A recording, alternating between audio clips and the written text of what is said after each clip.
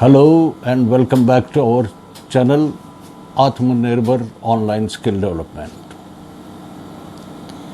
जैसा कि पिछले वीडियो में हमने आपको बताया था कि हमारा इस चैनल का उद्देश्य क्या है, इसके थ्रू हम भारत को किस तरह आत्मनिर्भर बनाना चाहते हैं, भारत के बच्चों को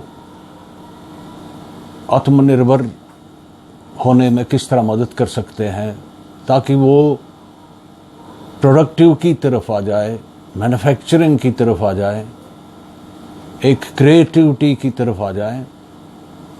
उनके अंदर जो कुछ टेक्निकल इंस्टीट्यूशंस में प्रैक्टिकल एक्सपोजर की कुछ कमी रह जाती है, उसको कैसे हम दूर करके उनमें एक कॉन्फिडेंस डेवलप कर सकें ताकि वो मैन्युफैक्चरिंग इंडिया में आ जाए। हमने जैसे आपको पीछे भी बताया कि हमारे 3 कोर्सेज हैं जिनसे हम शुरू करना चाहते हैं। आगे जाकर के कोर्सेज और भी बढ़ेंगे, लेकिन जो टेक्निकल कोर्सेज जिनसे हम शुरू करना चाहते हैं, शुरू कर रहे हैं इनफैक्ट, वो electrical technology, electronic technology, mechatronics, robotics, automation के साथ डील करेंगे। इन सब में जो एक कॉमन बेस है, वो बेस है इलेक्ट्रिकल इंजीनियरिंग, इलेक्ट्रिकल टेक्नोलॉजी, बिजली। अब ये बिजली क्या होती है, बिजली बनती कैसे है, कब से हमारे साथ है, इसका अपना एक इतिहास है। हर कोई चीज़ बड़ी मेहनत के बाद आदमी ने डेवलप की, बहुत एक्सपेरिमेंटेशंस हुए, कई सारे देशों में कई तरह के एक्सपेरिमेंट किए लोगों ने। धीरे धीरे परफेक्शन में आती गई बातें, और हम इलेक्ट्रिकल पावर, जो बिजली का विद्युत जो पावर हमारे पास आज अवेलेबल है, जिससे सारी ये हमारी आजकल की दुनिया चल रही है, जिस पर निर्भर कर रही है, वो सारी डेवलप हो गई। ये बिजली फंडामेंटली है क्या चीज़? बिजली फंडामेंटली 2 तरीके से हम पैदा कर सकते हैं। एक जो केमिकल रिएक्शन पर बेस्ड है, केमिकल माने कीमिया, कीमिया माने पदार्थ संसार में हम देखते हैं, मैटर, जो कुछ भी चीज़ हम देखते हैं आसपास हमारे, इसको हम मैटर कहते हैं। ये मैटर फंडामेंटली 108-109 एलिमेंट्स का बना हुआ है।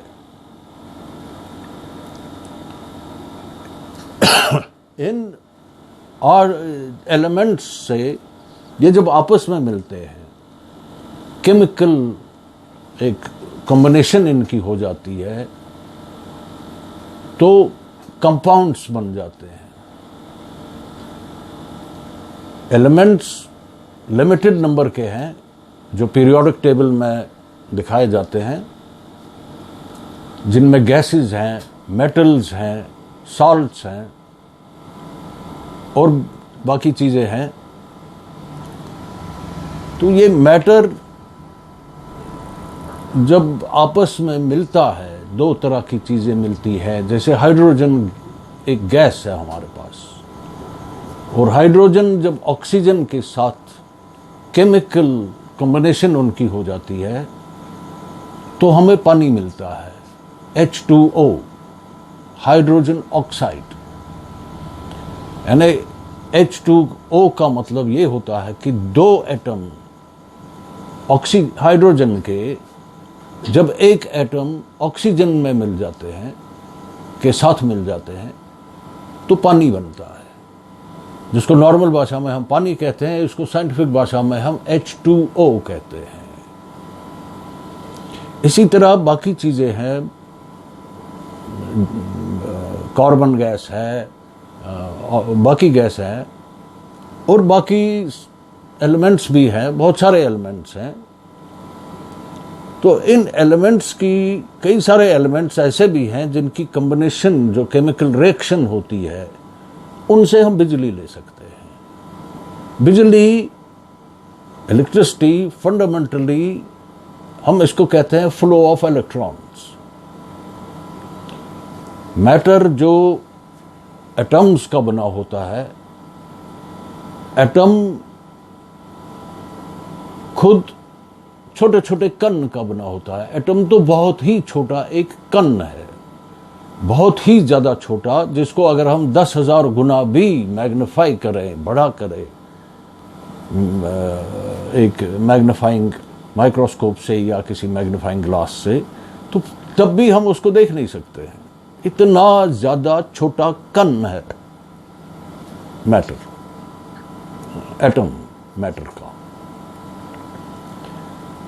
ये एटम, इसको नाम दिया गया एटम, यानी वो पार्टिकल एक समझा गया ये पहले कि ये सबसे छोटा कण है, सबसे छोटा पार्टिकल है जिसको अब फर्दर ब्रेक नहीं किया जा सकता है।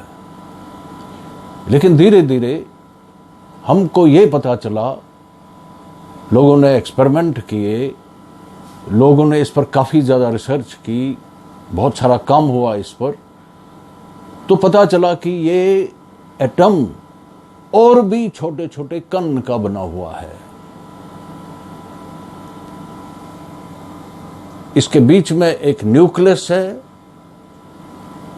एक छोटा पार्टिकल जो 2 पार्टिकल्स का बना हुआ है फंडामेंटली, जो एक का नाम हमने दिया प्रोटॉन और दूसरे का न्यूट्रॉन, क्योंकि उसमें कोई चार्ज नहीं था, कोई इलेक्ट्रिक चार्ज नहीं था उसमें।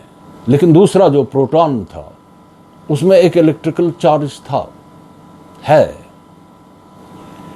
इस न्यूक्लियस के चारों तरफ इलेक्ट्रॉन्स मूव करते हैं।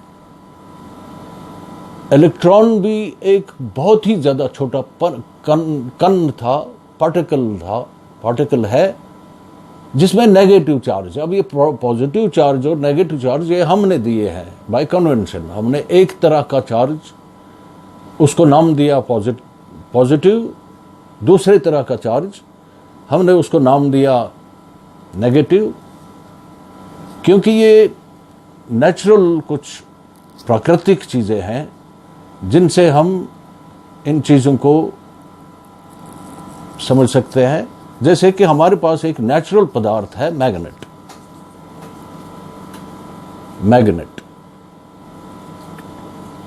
ये एक मैग्नेट है। इसके हर एक मैग्नेट के 2 पोल्स होते हैं, नेचुरली होते हैं। ये कुदरती तौर पे पाया जाता है कि एक हमारी अर्थ भी एक बहुत बड़ा मैग्नेट है जिसके 2 पोल्स हैं, नॉर्थ पोल और साउथ पोल।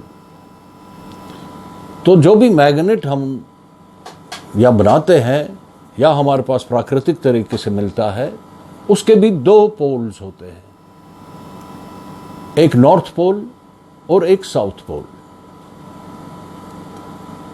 इसी तरह चार्ज भी जो एटम में पाया गया, उसको हमने बाय कन्वेंशन एक को नाम दिया पॉजिटिव, एक को नाम दिया नेगेटिव। तो जो पॉजिटिव प्रोटॉन जिसको हम कहते हैं, वो न्यूक्लियस में न्यूट्रॉन के साथ, जिसका कोई चार्ज नहीं है, वो इलेक्ट्रिकली न्यूट्रल है, उसमें अपना कोई जो वो प्राकृतिक बात है चार्ज, वो उसमें नहीं है, लेकिन है वो वहाँ पर न्यूक्लियस में, क्योंकि उसका एक वजन है, एक वेट है, उसका मास है उसका। ये हमने जब देखा कि इस न्यूक्लियस में न्यूट्रॉन के साथ एक चार्ज्ड पार्टिकल जुड़ा हुआ है जिसको हमने प्रोटॉन नाम दिया, तो ये न्यूक्लियस के चारों तरफ बहुत तेज रफ्तार से, with the velocity of light, रोशनी की रफ्तार से दूसरे कण घूमते हैं, जिनको हमने देखा कि उनको अपोजिट चार्ज है then the one that we have at the nucleus, जिसको हमने प्रोटॉन नाम दिया था, उसका अपोजिट चार्ज है। और ये दोनों प्रोटॉन और इलेक्ट्रॉन दोनों बराबर मात्रा में हैं, इसलिए वो एक दूसरे को जोड़ के रखे, खींच के रखते हैं, क्योंकि अपोजिट चार्जेस आपस में खींचते हैं एक दूसरे को। लाइक चार्जेस रिपेल करते हैं, एक दूसरे को दूर भगाते हैं। जिस तरह एक मैग्नेट में नॉर्थ पोल और साउथ पोल, दूसरे मैग्नेट के नॉर्थ पोल और साउथ पोल में बिल्कुल यही बात पाई जाती है प्राकृतिक तौर पे कि अगर हम एक नॉर्थ पोल को एक साउथ पोल की तरफ लाएं तो वो आपस में जुड़ना चाहते हैं, एक दूसरे को अट्रैक्ट करते हैं, खींच के लाते हैं। जैसे इधर देखिए, ये इसको खींच रहा है, मैं इसको रोक रहा हूं, मगर ये जुड़ना चाहते हैं। अगर मैं इनको छोड़ दूं तो एक फटाक से एक दूसरे से जुड़ जाएंगे। अब अगर इसका रिवर्स में ले आता हूं, रिवर्स पोल लेने, अब इधर भी नॉर्थ पोल है, इधर भी नॉर्थ पोल, या इधर भी साउथ पोल है, इधर भी साउथ पोल है, और इनको एक दूसरे की तरफ लाना चाहूं तो ये एक दूसरे को दूर भगाते हैं। देखिए, ये बिल्कुल जुड़ना नहीं चाहते, एक दूसरे को दूर फेंकने की इनकी कोशिश है। मैं इनको कोशिश कर रहा हूं मिलाने की, ये मिलते नहीं है, बिकॉज दे रिपेल, दे एक दूसरे को दूर फेंकते हैं। अब अगर उल्टा करके हम इसको उल्टा तरफ लाएं, मान लीजिए नॉर्थ पोल इधर साउथ पोल, तो ये जुड़ना चाहते हैं। अब मैं इनको रोकना चाहता हूं, बट ये एक दूसरे से जुड़ना चाहते हैं। This is a natural phenomena. प्राकृतिक तौर पे हम संसार में ये चीज़ देखते हैं। वही प्राकृतिक तौर पे हमने देखा कि एक एटम में दो तरह के चार्ज हैं। एक पॉजिटिव चार्ज है प्रोटॉन में, एक इलेक्ट्रॉन जिसको हमने नाम दिया उसमें नेगेटिव चार्ज है। अपोजिट चार्जेस हैं, ये एक दूसरे को खींचे रखते हैं। इस वजह से एटम जुड़ा रहता है और इलेक्ट्रिकली न्यूट्रल होता है। इलेक्ट्रिकली न्यूट्रल होने का मतलब ये हुआ कि उसमें एटम में एज अ होल कोई चार्ज नहीं होता, क्योंकि जितने प्रोटॉन हैं उतने ही इलेक्ट्रॉन्स भी हैं, और एक दूसरे का वो चार्ज नल करते हैं, उसको न्यूट्रलाइज कर देते हैं। इसलिए एटम एज अ होल उसका कोई चार्ज नहीं होता है, लेकिन एटम के अंदर चार्ज्ड पार्टिकल्स होते हैं, प्रोटॉन होता है, इलेक्ट्रॉन होता है। अब जो ये पदार्थ संसार में जो एलिमेंट्स हैं और उनके बने हुए कंपाउंड्स हैं, उनमें भी एटम्स हैं, इलेक्ट्रॉन्स हैं, प्रोटॉन्स हैं।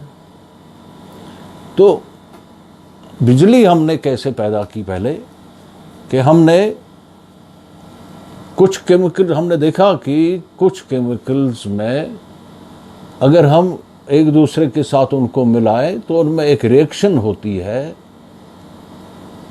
और उस रिएक्शन की वजह से उनके जो इलेक्ट्रॉन्स हैं जो बाहर रहते हैं न्यूक्लियस से, न्यूक्लियस के बाहर से घूमते रहते हैं बिजली की रफ्तार से, with the velocity of light घूमते रहते हैं। वो इलेक्ट्रॉन्स फ्लो कर सकते हैं।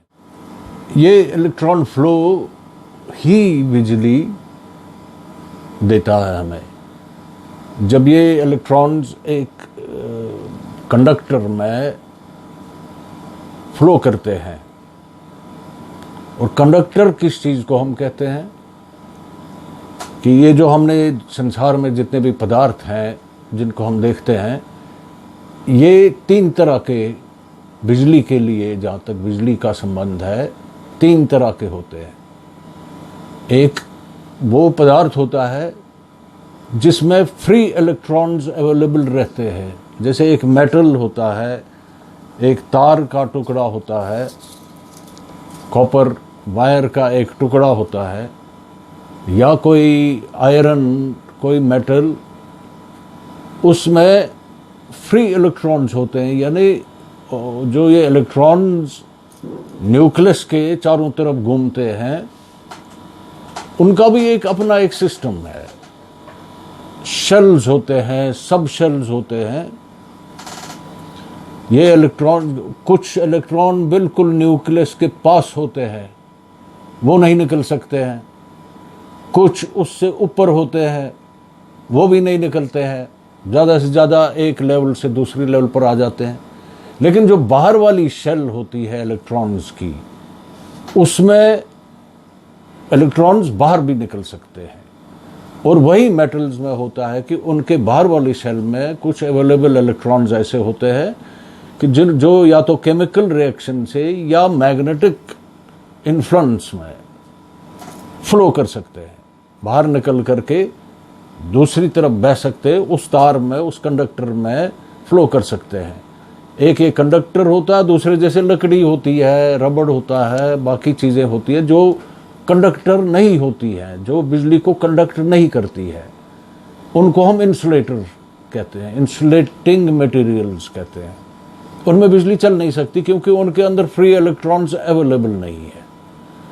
और फिर तीसरी तरह का हमने बनाया है जो इलेक्ट्रॉनिक्स की बेसिस है। इलेक्ट्रॉनिक्स उन्हीं की वजह से संभव हो पाई है, जिसको हम कहते हैं सेमीकंडक्टर।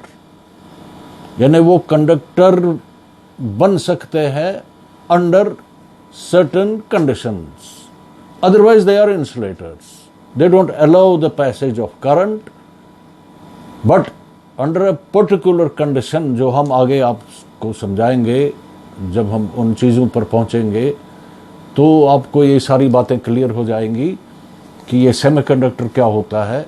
इंसुलेटर तो आप समझ रहे हैं कि लकड़ी है, बाकी चीज़ें जो बिजली बिल्कुल फ्लो नहीं करती है, वो इंसुलेटिंग मटेरियल्स हैं। लेकिन जो कंडक्टर्स हैं, मेटल्स हैं, तार है, कॉपर की, जो नॉर्मली हमारे घरों में कॉपर, टिन वगैरह, जितने भी एल्युमिनियम, ये मेटल्स जो हैं, इनमें फ्री इलेक्ट्रॉन्स अवेलेबल रहते हैं, इनके अंदर बिजली चलती है। तो ये बिजली केमिकल रिएक्शन से कैसे पैदा की जाती है एक ड्राई सेल में, ये हम आपको नेक्स्ट वीडियो में, पहले यहीं से शुरू करेंगे हम, कि जो बिजली हमारे पास पहले किस रूप से हमारे पास, आदमी के पास इस संसार में अवेलेबल हुई, वो केमिकल रिएक्शन से हुई, जिसमें एक ड्राई सेल आती है और एक वेट सेल आती है। जैसे लेड एसिड बैटरी आजकल हमारे घरों में भी काफ़ी प्रयोग होता है, गाड़ियों में होता है, हर जगह होता है। एक लेड और सल्फ्यूरिक एसिड की रिएक्शन से जो बिजली पैदा होती है, वो, या जो ड्राई सेल, जो जिंक और ग्रेफाइट रॉड, कार्बन रॉड, और फिर किसी सॉल्यूशन से, जिसको हम इलेक्ट्रोलाइट कहते हैं। इलेक्ट्रोलाइट माने वो सॉल्यूशन बनते हैं जिनके अंदर फ्री इलेक्ट्रॉन्स पॉसिबल हो सकते हैं। उनकी मदद से हम किस तरह एक ड्राई सेल में बिजली लेते हैं और एक वेट सेल में बिजली कैसे लेते हैं, ये आपको हम नेक्स्ट वीडियो में समझाएंगे। हमें आशा है कि हमारी इन सब बातों का प्रयोग आपके लिए काफ़ी कुछ होगा, आपके कॉन्सेप्ट्स बिल्कुल क्लियर हो जाएंगे।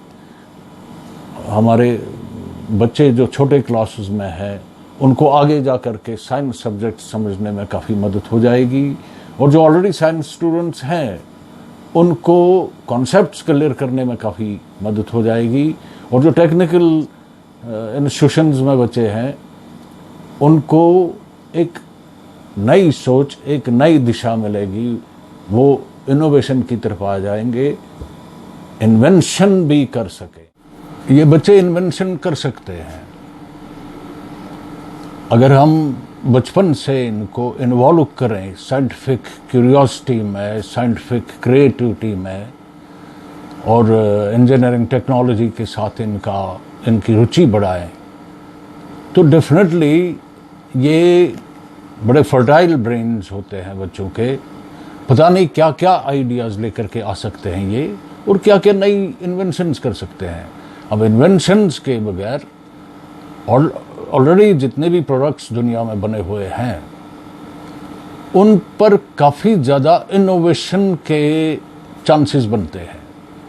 इनोवेशन माने already something that exists there, उसको इम्प्रोवाइज कैसे किया जाए, उसमें नई बातें कैसे जोड़ी जाए, उनको इजी मैन्युफैक्चरिंग और चीप कैसे बना जाए।